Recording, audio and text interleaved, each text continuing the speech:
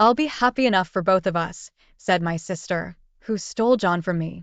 She sent me an invitation to her wedding with John, trying to show off, but Mom and I will go, I said. We'll show her a real spectacle. Normally, my parents are kind and rarely angry, but it seems they've had enough of my sister's wrongdoing. Attending the wedding with a fearsome smile, the ceremony turned into a nightmare, not a celebration. My name is Hannah Turner. I'm 24 years old. I work as an illustrator. I'm newly married, not even a year into marriage, and my relationship with my husband John is strong. We met through a friend and didn't take long to start dating, and he proposed at a restaurant with a beautiful night view. Our wedding was blessed by family and friends, a ceremony filled with smiles. One day, as I was about to send John off to work, I noticed he left his smartphone in the living room and brought it to him. John, you forgot your phone, I said, handing it over. He took it, slightly panicked. Thanks. That really helps. See you later. As he rushed out, I felt something was off about his haste. That was the beginning. After that, John started to carry his smartphone with him at all times, even at home. Suspicious, but I couldn't believe John would cheat, right? We've been getting along well without any major issues, so I reassured myself that everything would be fine. However, my trust was soon shattered. After finishing hanging the laundry, I returned to the living room and noticed a notification on my phone. It was an email from an unknown account. Hey, long time no see. How have you been? It seemed like someone I knew, but I've heard of scams pretending to be acquaintances. So I decided to ignore it. If it was important, they'd call, I thought. Hey, don't ignore me. I can see you've read it. Ignoring your sister, that's just like you. Always so mean. The moment I closed my phone, it rang, and the message was from the same unknown account, calling me sister. Indeed, I have a sister named Sally, but she's a troublemaker in many ways, such as financial issues. Sally often borrowed money from friends for various reasons and then cut off contact without repaying them, leading to my parents and me frequently facing the backlash. However, because she was their daughter, my parents ended up repaying her debts. Next, there were complaint issues. Sally would immediately lodge complaints over the smallest inconveniences. Her manner of complaining was terrible. She would hurl abuse and even force those who came to apologize to kneel, making her an extremely problematic customer. Then, there were issues with men. Sally loves men, particularly those who were taken. She didn't care if it was a friend or a family member. If she set her sights on a man, she'd pursue him. Indeed, this caused friction with friends, and the fallout often landed on my and my parents' doorstep. It's because of her behavior that I wanted nothing to do with Sally, and we had been out of touch since she left home. But there was the word sister in the smartphone message. If it was really her, I had a bad feeling and hesitated to reply, deciding to leave it be. Whether it was Sally or some imposter claiming to be my sister, I wanted no part of it. However, my phone kept pinging annoyingly until I decided to open it to block the sender. What I found was shocking. Ignore me all you want, but John is mine now, so hurry up and divorce him, okay? Thanks for finding such a great catch for me. From today, John won't be returning to you, so I'll send over the divorce papers. Make sure to file them quickly. Accompanied by a photo of John and Sally together, I didn't need confirmation to know it was true. My hands trembled as I sat down, overwhelmed by shock, to the point of feeling faint. My hands trembled as I sat down, overwhelmed by shock, to the point of feeling faint. Following Sally's words, John never returned home, and all I received was the filled-out divorce papers. Attempts to contact John were met with complete silence. Suddenly stripped of my happiness, I was overwhelmed with sadness, anger, and became emotionally unstable. Why, John? I spent days in tears. After a few days of calming down, I decided to contact Sally. What's your intention? Let me talk to John.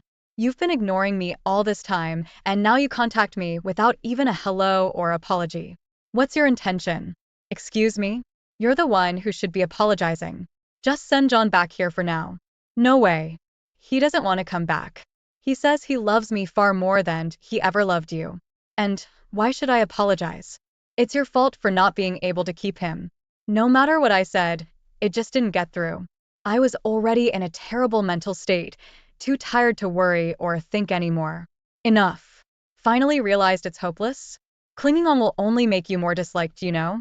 If you're gonna resent someone, resent your own lack of charm. Loser. After this exchange, I closed my phone. I was done dealing with Sally and had lost all affection for John, who had chosen her. Before I knew it, I had signed the divorce papers. And just like that, my once happy marriage came to an end. My life became a mess after that. Perhaps due to the severe mental damage, I struggled to eat, feeling more exhausted than usual. I looked so haggard that my coworkers were worried, and though I tried to assure them with a smile, it seemed my body and mind were reaching their limits. Eventually, I collapsed at work. Waking up in the emergency room, I found my parents and a close coworker by my side. Hannah, can you recognize me? Hannah. Hearing their voices brought me back to full consciousness. Looking around, I realized I was in a hospital, recalling my last memory. Ah, I collapsed, didn't I? My dad let out a sigh of relief. We were shocked when the hospital called. Aren't you overworking yourself? He suggested, but I knew the real reason. It was the stress from John and Sally. Ah, maybe. I muttered, and my mom quickly pressed the nurse call button to summon a doctor. After being examined, they decided to keep me in the hospital for observation. Are you eating properly? Getting enough rest? My dad bombarded me with questions, worried. While I assured him I was okay, my mom asked him to buy some drinks and anything I might be able to eat. He agreed and left the room. Hey, Hannah, something's up, isn't it? I thought so too. You've looked worn out lately, and this has never happened before. Women are said to have keen intuition, and it seemed to be true.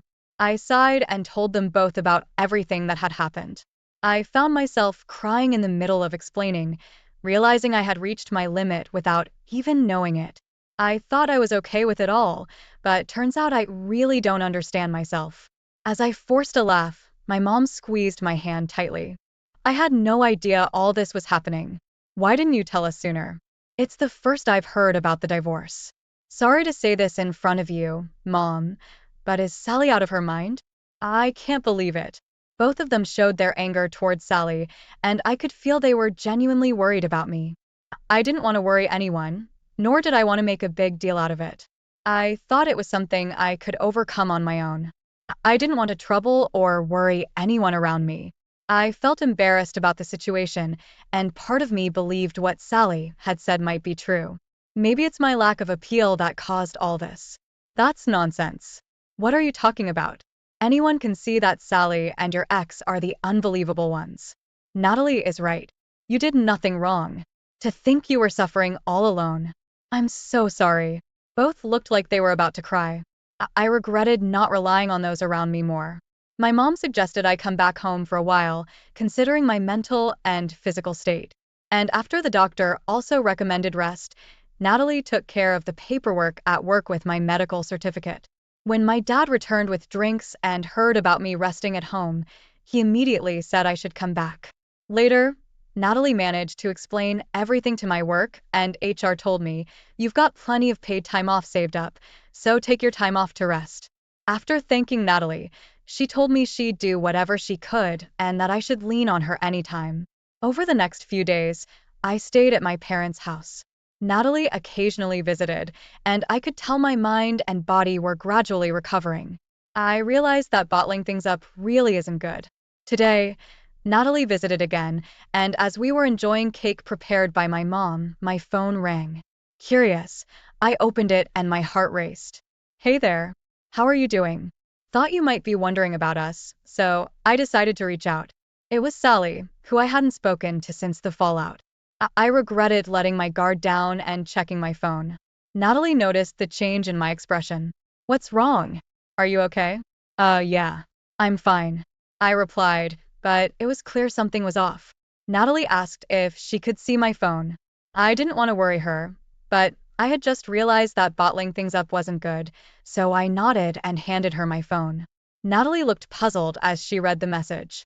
What's this? Is she picking a fight? This is Sally, right? I nodded in response, and Natalie closed the phone. Just ignore it. Actually, let's block her.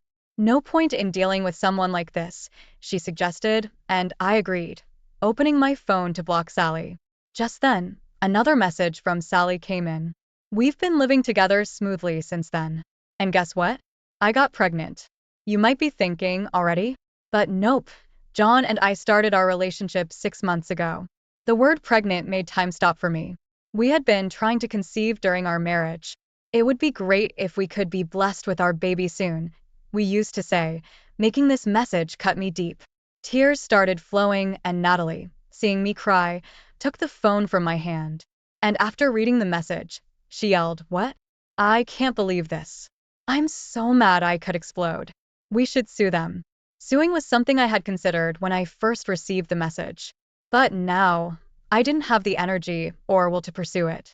I just don't want to deal with this anymore. I muttered, and Natalie calmed down. Sorry. I got too emotional. You're right. It's best not to get involved.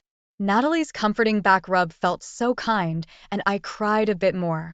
Then, my mom came into the living room, having seen what happened. Hey, Hannah. Actually, I haven't told your dad about this yet. I understood what that meant. Knowing this would infuriate my dad. But I think it's time we told him. My mom's solemn words struck me deeply. I took a moment to think. I also believe it's time to talk about it. This is just too much, I concluded. Natalie's words convinced me too, so I decided to let my mom talk to him. My mom said she would talk about it, so I decided to leave it to her. After Natalie went home and it got dark, my dad returned from work. Wow. Smells good in here today too. What's for dinner? Dad, welcome home. I'm back. According to Mom, Dad has been in a better mood since I came back home. Dad's usually not one to be in a bad mood, but he seems happy every day, and Mom told me how glad she was that I came back. Those words made me genuinely happy, grateful to have a place where I feel at peace. However, today Mom had a serious look on her face as she started a conversation with Dad. Welcome home, Dad. I'd usually love to chat about the usual fun stuff, but there's something important we need to discuss. Seeing Mom's expression, Dad seemed to understand and turned serious too. Then looking at me, he said, "It's about you, isn't it? Let's hear it." Dad's face was kind, and just looking at him almost made me cry. After explaining everything to Dad, his expression was calm but carried an air of anger, almost frightening. I see. Hannah, for now, don't block her yet. Huh. You don't have to read the messages. But wait on blocking her, Dad advised, and I nodded. Understanding he must have his reasons.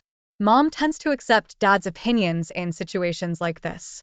For now, Hannah, don't block Sally, and if she contacts you, just don't read it. It might be good to let Natalie know too. Understood. Thanks for telling us. Hannah, you're okay. You've got your dad and Mom here for you. And Natalie too. Dad and Mom's kind words and smiles made me so happy I ended up crying with relief. Seeing this, both my parents laughed. My heart felt incredibly warm. That night, I told Natalie, and she said, "It's great you have such supportive parents. And you've got me too." I looked up at the night sky, truly feeling it. After further discussions, I decided to move back home. Moving meant returning to my parents' house. Since the office is within commuting distance from their home, Natalie suggested it might be better for my mental health than staying in a house filled with bad memories. The rental contract was in my name, so I took care of the cancellation and sent John's belongings to his parents' house. On the day of the move, I also took care of the mail forwarding at the post office and successfully completed the move. I said goodbye to the landlord with a smile, able to leave on good terms.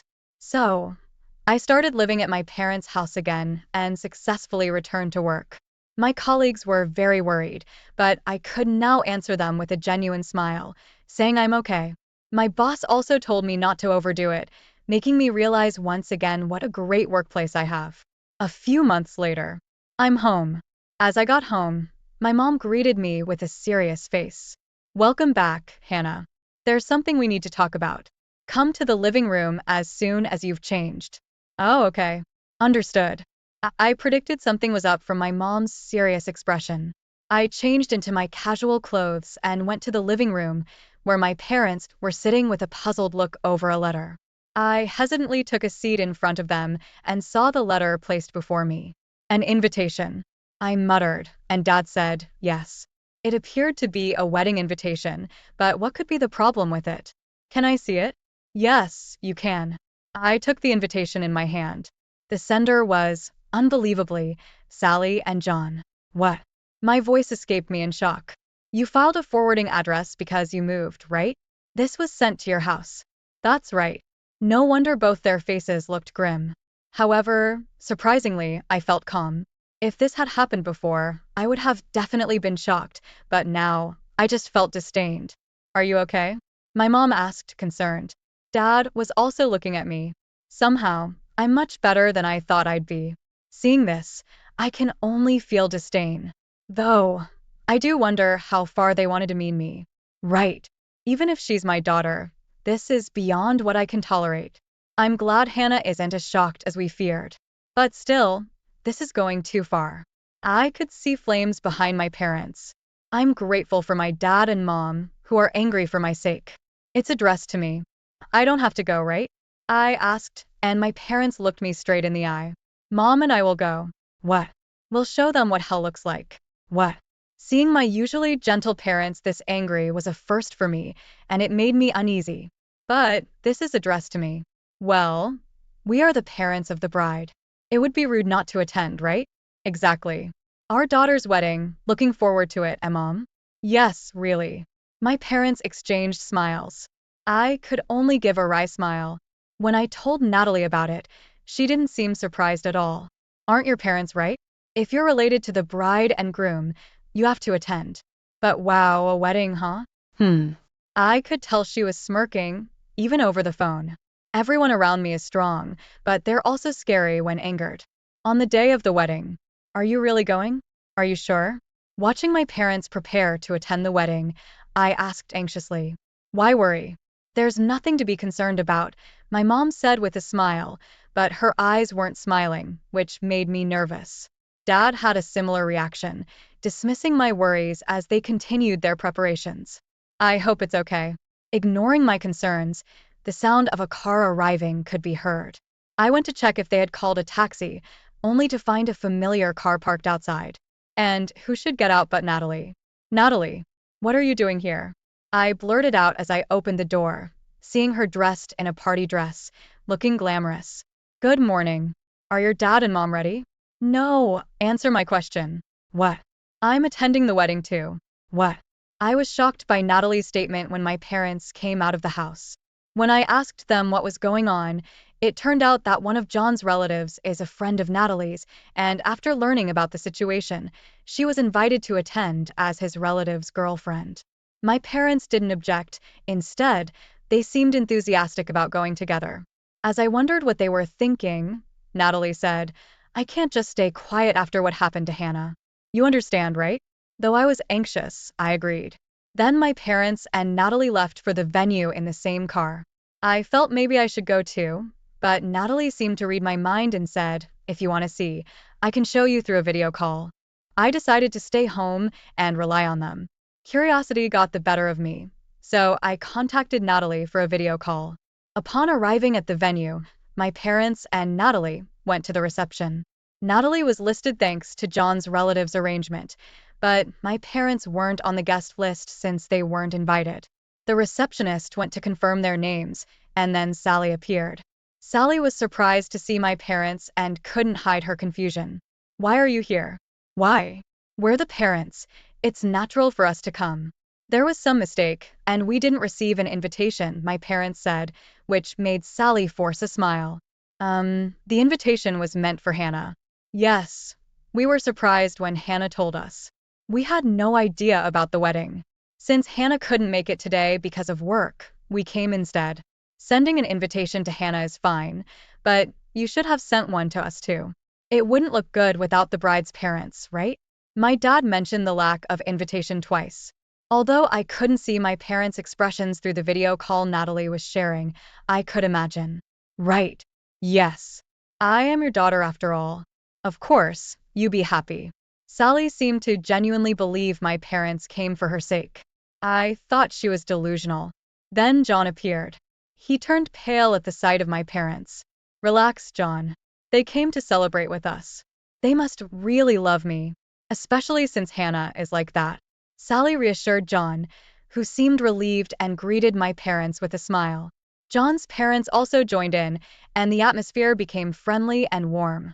Seeing my former in-laws chatting happily, a memory of being fondly cared for by them, stings a bit. I wondered if they were only nice to me because I was their son's wife, which was a bit shocking. Maybe it was indeed the right decision not to go, I murmured. Then the scene shifted to the ceremony and then to the reception. At the reception, Sally and John made a happy entrance. Natalie occasionally asked me if I was okay, but I was surprisingly fine watching the two of them, responding, I'm okay. More than anything, I was worried about my phone's battery, but she reassured me she had a portable charger. Well prepared, indeed. When it came time to read the letter of gratitude to the parents, Sally started panicking because she hadn't expected her parents to come. Seeing this, my parents asked the MC for the microphone.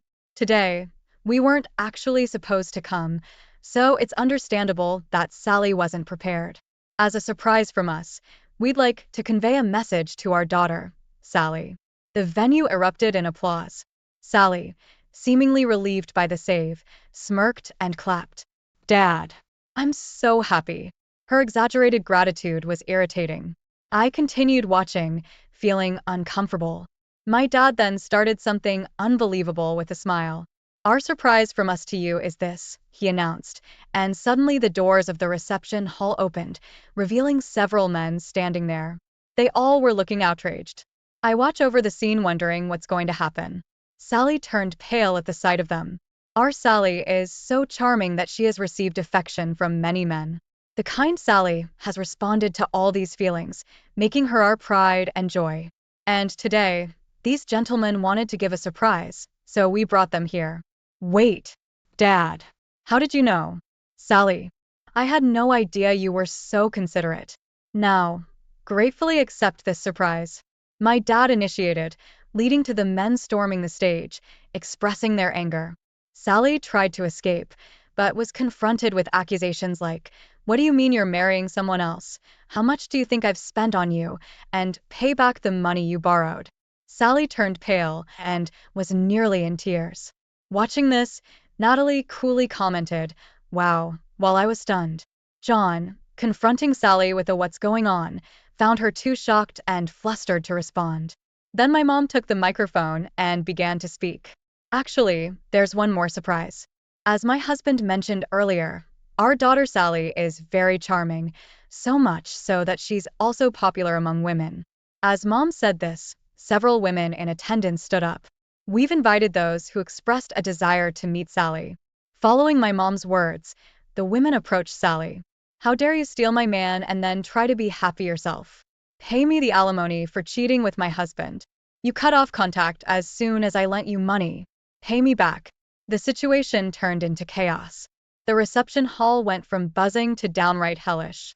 I imagine the other guests must be shocked, but they seemed more disgusted than anything. Seeing my parents smiling through this chaos was frightening, and I realized this is the kind of reputation my sister had. In the midst of this uproar, someone took the microphone. Sally, to have such an attractive person as our son's bride is truly heartwarming. To my surprise, it was my former mother-in-law making an unexpected statement. As I wondered what she was talking about, she continued. It might not compare to the wonderful surprise prepared by Sally's parents, but we also have a surprise for you. John looked shocked by his mother's words. What are you talking about, Mom? Can't you see what's happening? Ignoring John's attempt to calm the situation, my former father-in-law took the microphone. First, we'd like to thank Mr. and Mrs. Sally's parents for such an appropriate surprise. Actually, I run a business, and we've decided to remove John from his successor position. This is our surprise for you. What? What? Sally and John were astonished. I had heard during their marriage about John being groomed as a successor. His dad's announcement was shocking. What are you saying, Dad? You've made your own choices, cheated by your own will, divorced by your own will, and remarried by your own will. Someone who can make such commendable decisions should start your own business rather than take over mine. Don't decide on your own. You said I was the successor. John's eyes widened in panic. No. We are serious. You're already splendidly independent. Use that judgment to live your life from now on. Together with the wonderful Sally. Exactly. Having a son who can make such self-centered decisions, I couldn't be prouder. My jaw dropped. My former in-laws seemed to be laughing like my parents, but their eyes weren't smiling. They seemed pretty angry. Natalie was chuckling upon hearing this. Serves them right. I can barely hold back my laughter.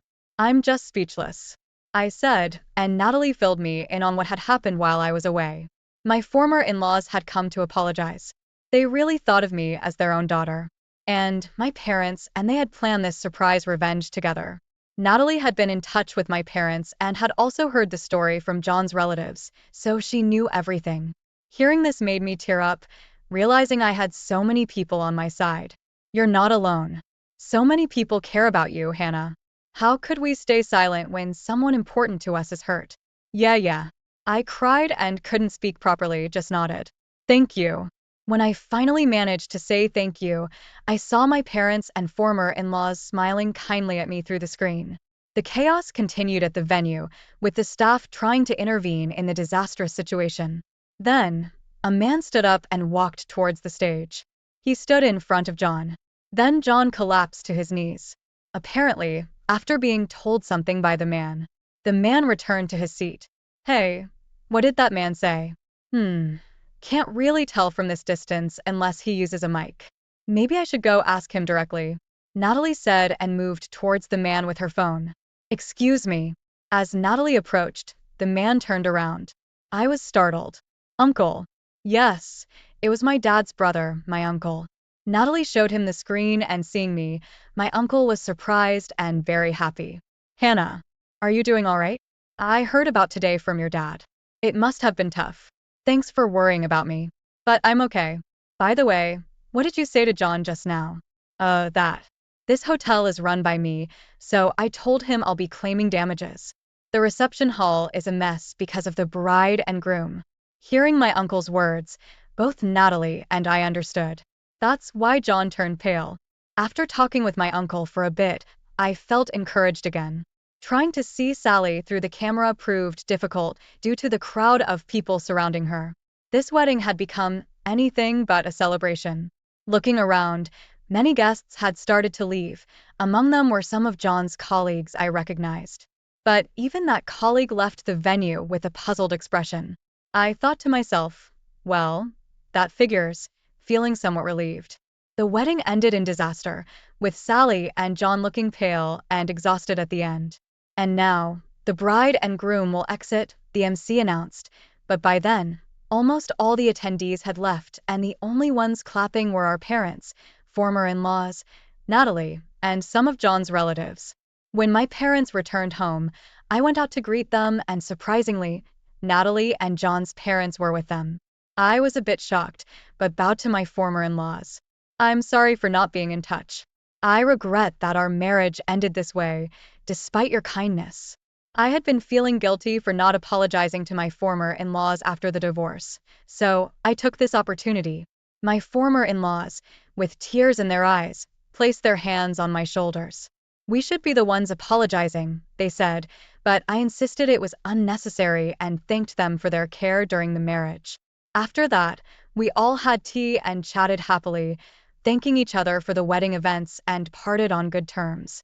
I felt like I finally had closure and felt refreshed. A few days later, my phone rang during work. It was a message from Sally. I had forgotten to block her, but upon checking, it was a barrage of complaints. Your fault, our wedding was ruined. Take responsibility. You told our parents, didn't you? Jealous much? Don't project your unhappiness on me. Pathetic loser. I pondered for a moment, then asked Natalie, who was at the next desk. Can I still claim alimony for the affair? Easy. She's been sending enough evidence herself. Right. Feeling completely over it, I decided to hire a lawyer to claim alimony.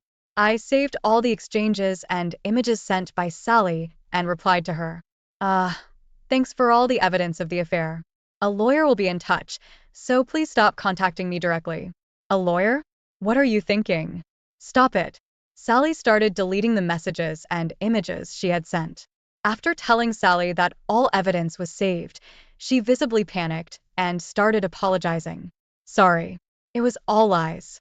I'll give John back since he's no longer going to be the CEO, and I won't say anything terrible anymore. Please, spare me the alimony.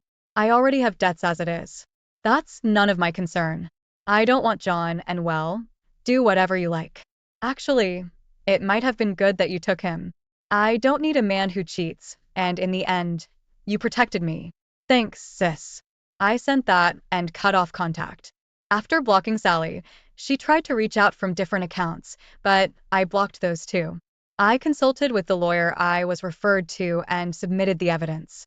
They were quick to act on it. Next, I started receiving messages from John. Perhaps things weren't going well with Sally. He sent me creepy messages like a Romeo, which I ignored and also blocked. My parents handled it when he tried to contact the house, wanting to talk to me. Apparently frightened by my parents, he hasn't contacted me since. Later, the lawyer informed me that John and Sally had agreed to pay the alimony. They tried to fight it with Sally's usual complaint tactics, but that doesn't work on a lawyer. Realizing they had no chance, they accepted defeat dejectedly. John, initially resistant, turned pale and gave in after learning Sally had sent me plenty of evidence. Despite the bitter feelings from being tormented by such childish individuals, I'm now only grateful for the many people who protected me. Sally and John eventually divorced. Sally, having no one to rely on, contacted our house once, but my parents made an estrangement declaration. It said that she hung up the phone while crying. John, rumored about the wedding at work, found it uncomfortable and resigned. Unable to return home, he's now surviving on part-time jobs. As for me, I received a promotion at work due to high performance. I started a relationship with someone I met in my new department, looking towards the future.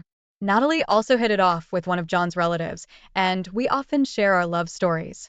Next month, as a celebration, my parents, Natalie, and even my former in-laws are planning a hot springs trip together. After hitting rock bottom, it was getting dark outside. An autumn, cold evening was approaching. Mia, where were you rushing off to again? Asked Chad, noticing his wife eating on the go and constantly glancing at her watch. My friend Julia asked me to stop by. Remember, I told you we lived together in the orphanage. Asked for help with some housework. After a difficult surgery, I couldn't. He refused. Mia replied, looking at her husband imploringly. Mia, are you her servant? I don't understand you, Chad retorted. Darling, I want to be gone long. I'll be back soon, Mia said, before running out of the house a few minutes later. Chad was the son of a general. His parents were against their son marrying Mia, an orphan from the orphanage. They had long predicted a career in diplomacy for Chad and dreamed of him marrying Milena, the daughter of a well-known businessman in town. Before meeting Mia, Chad was not averse to marrying Milena for business, as his father put it. However, Chad wanted to pursue a career in business, not diplomacy. Mr. Rendon, Milena's father, persuaded him to do so. Chad received a brilliant education abroad, had a sharp mind, and an excellent memory. Mr. Rendon took it upon himself to hone the knowledge of his future son-in-law in practice, teaching him the basics and pitfalls of business. The man not only gave instructions, but also invested his own money in a new joint project with Chad, and so the business began to grow. Shopping centers opened one after another, and profits grew, settling in the pockets of the businessmen. Well, son-in-law, soon we'll be related not only financially, but also by blood, Mr. Rendon liked to say, smiling contentedly. He considered Chad the perfect husband for his spoiled daughter Milena, but there was no love between the young couple. Well, it's okay, daughter. Only losers came up with a fairy tale of love and are fooling themselves with it. Chad is a great match for you, and as for love, you're both young, beautiful, and passionate. What can't be cured must be endured. However, Mr. Rendon's predictions were not meant to come true. Everything was turned upside down by Chad's chance encounter with a provincial girl named Mia at the cinema. She worked at a factory and rented a small room in a communal apartment.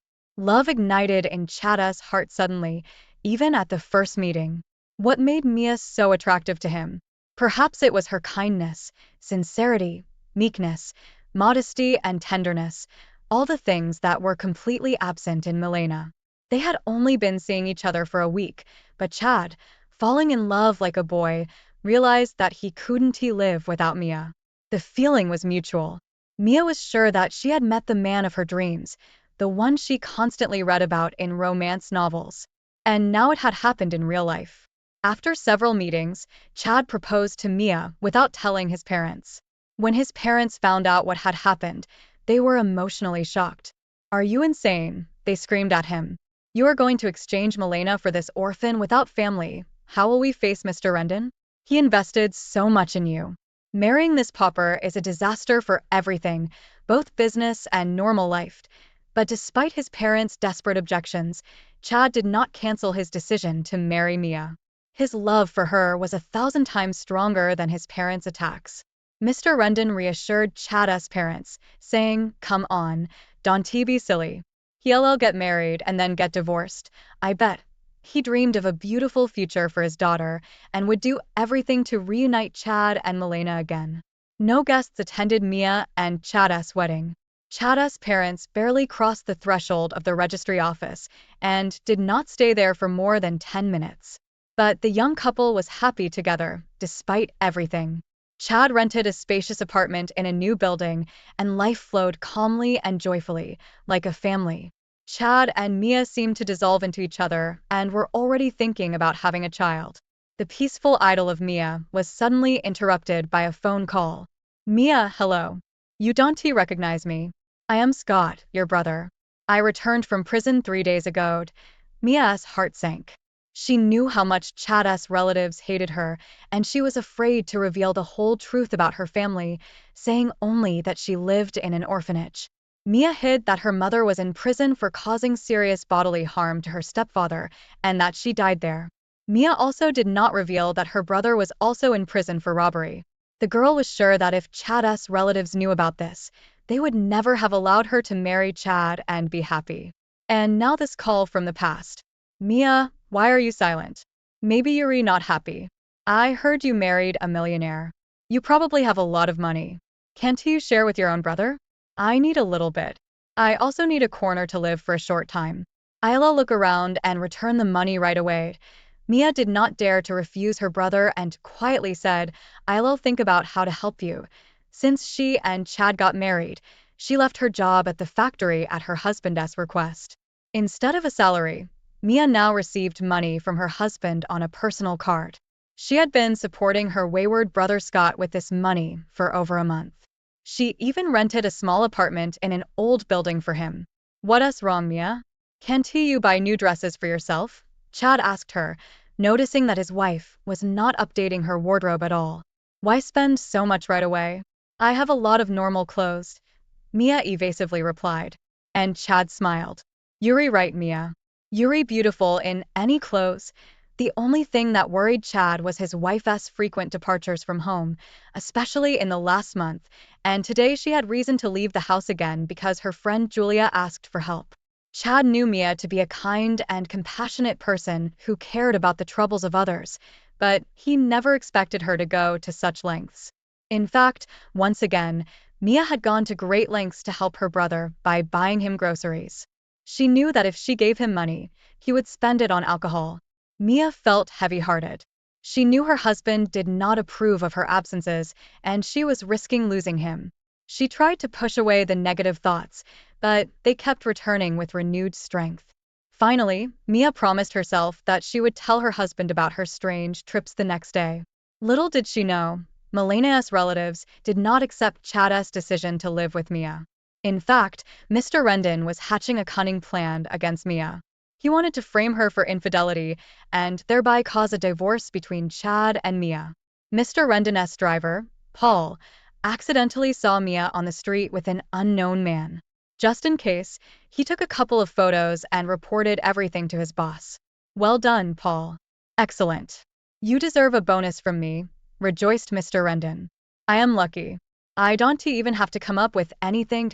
The fish itself swam into the nets. "Paul, Work a little more as a private detective. Watch Mia carefully. Where does she go when she goes out on the street? Maybe she is visiting someone. The driver, of course, was happy to earn extra money and immediately agreed. That fateful evening, Paul followed Mia and recorded the address of the house and apartment. He passed this information on to his boss. Thank you, Mr. Rendon said, even more pleased. The next day, as soon as Chad entered the office, Mr. Rendon told him everything. Take a look at who your wife is spending time with, Mr. Rendon sneered. I think it's just a coincidence, nothing more, Chad replied calmly. Don't think about it. Just check it out for yourself. I have the address, said Mr. Rendon, handing Chad a piece of paper. Chad refused to believe what was happening. He had no doubts about his wife's fidelity. However, the words of his failed father-in-law became a thorn in his heart. The dull pain in his chest didn't go away for several days. Finally, Chad decided to secretly go to the specified address without telling Mia. On the day Mia decided to tell Chad the truth, he did not come home from work on time. Mia, I'll be delayed for a little while today. I have a lot of work to do. Yes, of course, dear. And I'll go to the store. Do you remember? You complained about my clothes. So I'll take a walk and have a look, Mia said. Again, Chad was completely confused. He did not believe the photos or the words, as they could all be fake. Of course, he had to see everything with his own eyes. After some time, Chad disguised himself as a pizza delivery man and went to the specified address. Who is it? Asked a rough male voice. Pizza delivery. Please open up. I didn't order anything. Please open up.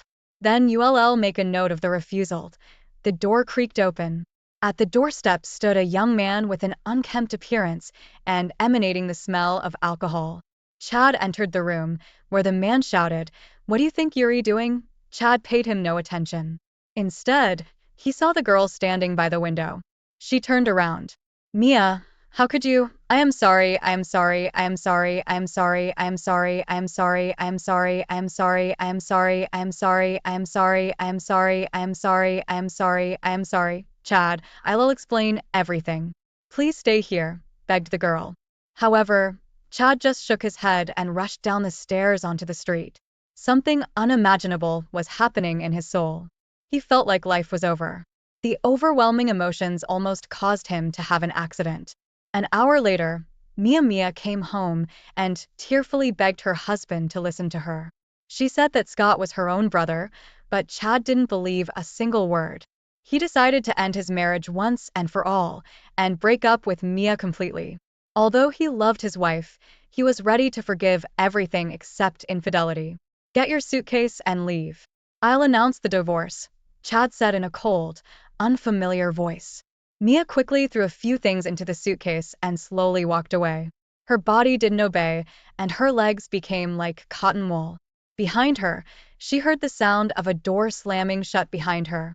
The girl sat down on a bench, hugged her head with her hands, and burst into tears.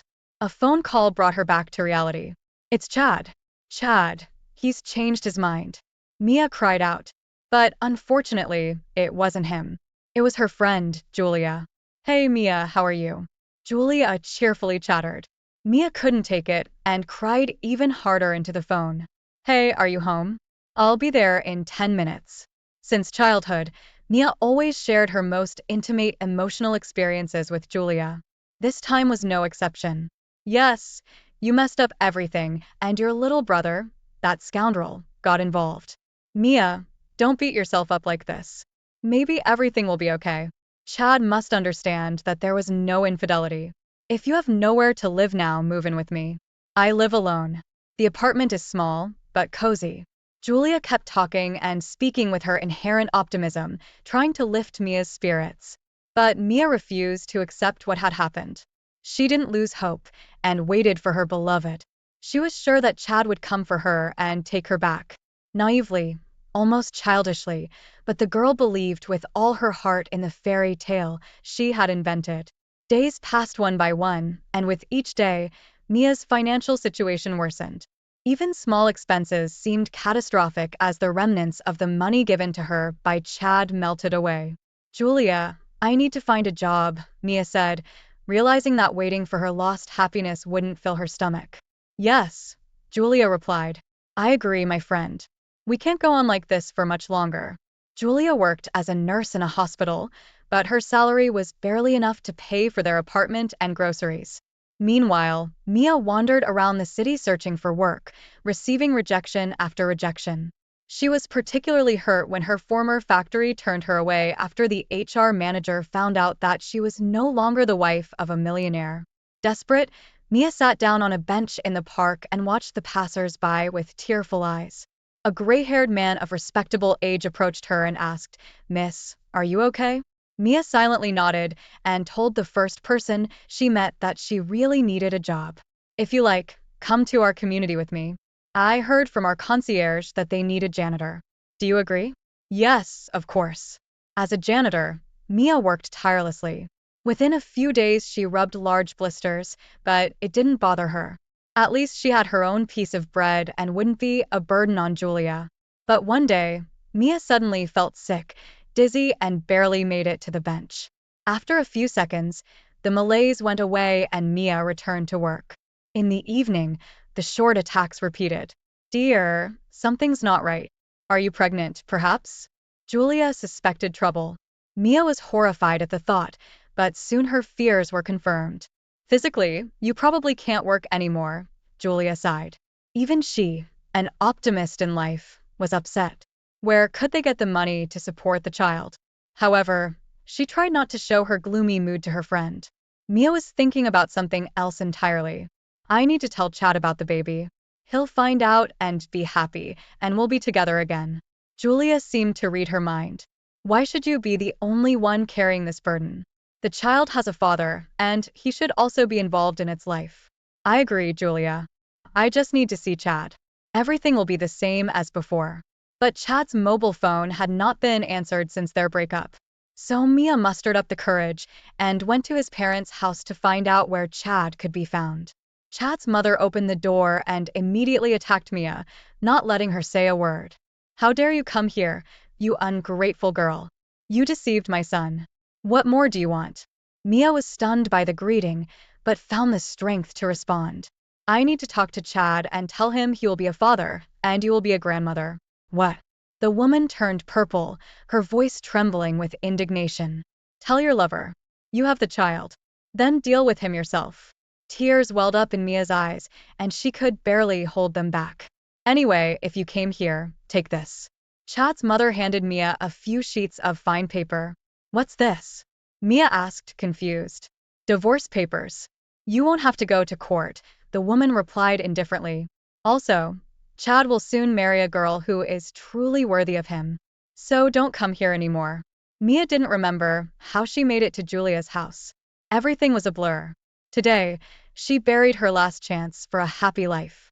All that was left was a ridiculous existence. What are you talking about, Mia? What ridiculous existence? Julia encouraged her friend. But money. What will we live on? Mia worried. As a single mother, the state will pay you, and I work. Maybe I'll take on 2 jobs. We'll live. We'll raise the baby. No worse than others. Julia supported her friend as best she could. In reality, she didn't believe her own words and was no less worried than Mia.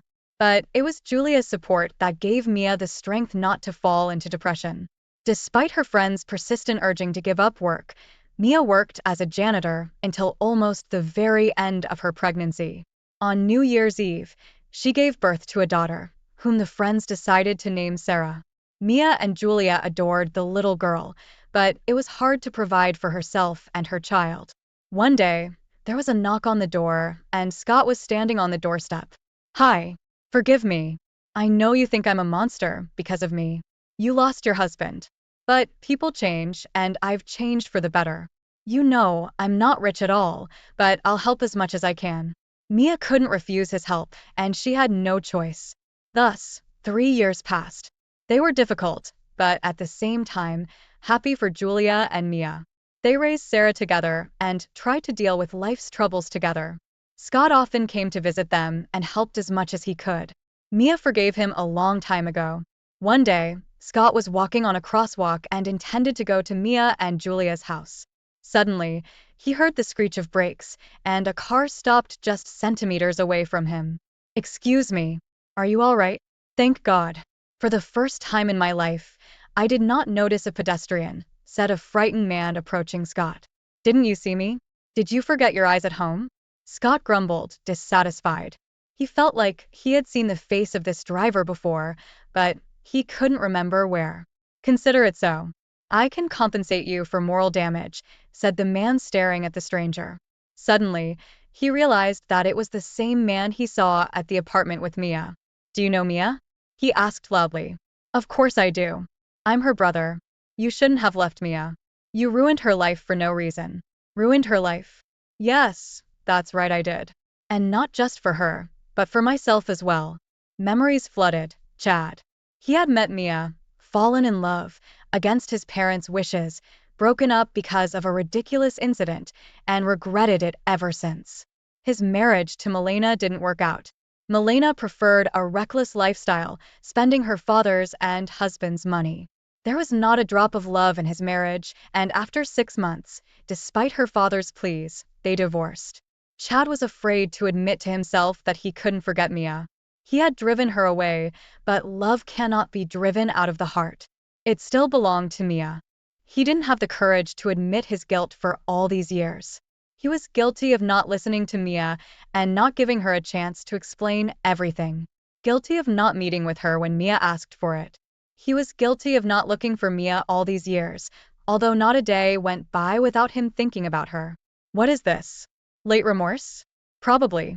What if it's still possible to get her back? I will definitely do it. Now. When if not now, Chad thought. He felt like he was hit by an electric shock.